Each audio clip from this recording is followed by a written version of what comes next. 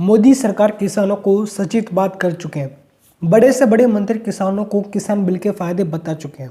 अब दोस्तों बारी आती है अमित शाह की। अमित शाह ने किसानों को किसान बिल के फायदे बताने में कोई कसर नहीं छोड़ी, लेकिन किसान एक ही बात पर अड़े हुए हैं कि सरकार इस बिल को वापस ले।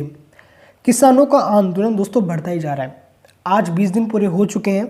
पंजाब हरियाणा के किसान दिल्ली जाने वाली हर सड़क को बंद करते जा रहे हैं। सरकार किसानों के विरोध को बंद करने के लिए सारे हथकंडे अपना चुकी है, लेकिन सभी के सभी फेल हुए हैं। दोस्तों इस वीडियो के अंदर मैं आपको वो 5 कारण बताऊंगा जिससे मोदी सरकार इस बिल को वापस नहीं ले रही है। क्या है वो 5 कारण? आइए दोस्तों शुरू करते हैं। नंबर 1, दोस्तों ये सरकार की रेपुटेशन का सवाल है। सरकार को लगता है कि अगर सरकार इस बिल को वापस ले लेगी तो उनकी रेपुटेशन गिर जाएगी। दोस्तों ये पहली बार नहीं है कि जब किसान पहली बार आंदोलन कर रहे हैं। हाल ही में मोदी सरकार ने किसानों के लिए भूमि अधिग्रहण कानून बना डाला। उसके बाद किसानों ने भारी विरोध किया। विरोध इतना ज़्यादा बढ़ गया कि सुप्रीम कोर्ट को इस बारे में संज्ञान लेना पड़ा और उसके बाद सुप्रीम कोर्ट ने अपना फैसला सुनाया। सोच कर देखिए, अगर किसान बिल के मामले में अगर सुप्रीम कोर्ट चला जाए तो जाहिर है इस पर मोदी सरकार की नाक कटना तो तय है। शायद इसी वजह से ही सरकार इस बिल को वापस नहीं ले रही है। दोस्तों दूसरा कारण है एमएसपी। दोस्तों ये वही शब्द है जिस वजह से सरकार भी परेशान है और किसान भी। किसानों को एमएसपी को लेकर ये डर है कि नए कानून के हिसाब से एमएसपी को ख़त्म कर दिया जाएगा। सरकार एमएसपी को ख़त्म कर देती है तो किसानों को उनकी फसल का न्यूनतम मूल्य भी नहीं मिल पाएगा। इस बारे में सरकार का कहना है कि अंतर्राष्ट्रीय कानून के हिसाब से कोई भी देश अपने किसानों को 10% से ज़्यादा सब्सिडी नहीं दे सकता। भारत में एमएसपी के कारण लागत बढ़ जाती है। अंतर्राष्ट्रीय बाजार में चावल और अन्य फसलों के दाम बढ़ जाते हैं और होता ये है कि भारत अंतर्राष्ट्रीय मार्केट में अपनी फसलों को बेच नहीं पाता।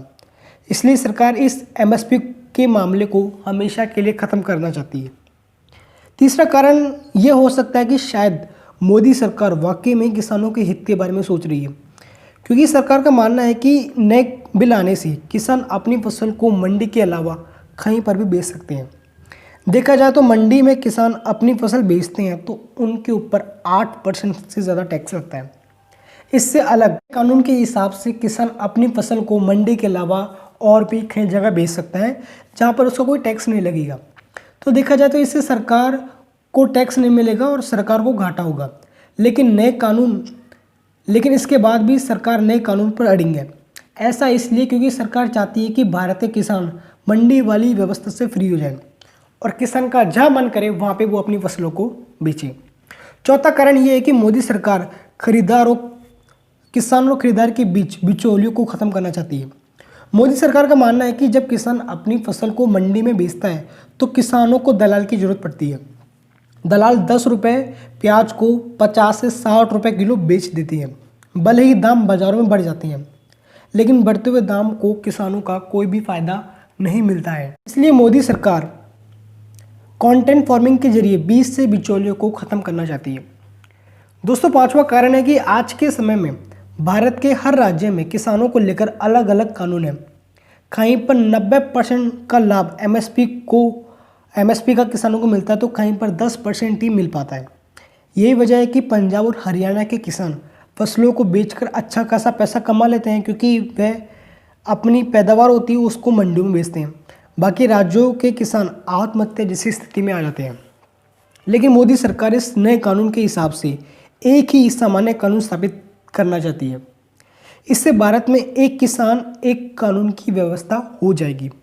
किसान इस नए बिल का विरोध इसलिए भी कर रहे हैं क्योंकि उनका कहना है कि नए कानून के हिसाब से प्राइवेट कंपनी खेती में घुस जाएगी। दोस्तों केंद्र सरकार का मानना है कि वह खेती में प्राइवेट सेक्टर के इन्वेस्टमेंट को बढ़ाना चाहती है, क्योंकि उनके हिसाब से भारत में एग्रीकल्चर में प्राइवेट सेक्टर का पैसा लग जाए तो भारत का एग्रीकल्चर सेक्टर और भी ज़्यादा मजबूत हो जाएगा और कई तरह के रोजगार मिलेंगे। कंटेंट फार्मिंग को लेकर किसानों का मानना है कि बड़ी कंपनियां किसानों को उनकी फसलों को लेकर अनुबंध करेगी। किसानों का ये भी मानना है कि शुरुआत में अच्छे दाम मिलेंगे, लेकिन बाद में कम दाम देकर किसानों का शोषण किया जाएगा। वहीं सरकार का मानना है कि कंटेंट फार्मिंग निजी एजेंसियों को उत्पाद खरीदने के लिए अनुमति देगा। कंटेंट फार्मिंग केवल उत्पाद के लिए हुआ, ना कि किसी निजी एजेंसियों का किसानों के साथ कोई शोषण करना। दोस्तों इस हिसाब से देखा जाए तो किसान अपनी फसलों को उगाने से पहले ही उसके दाम तय कर सकता है, लेकिन फिर भी किसान एक ही बात पे अड़े हुए हैं कि सरकार इस बिल को वापस ले। तो दोस्तों मैंने इस बिल के दोनों चीज़ आपको बता दी।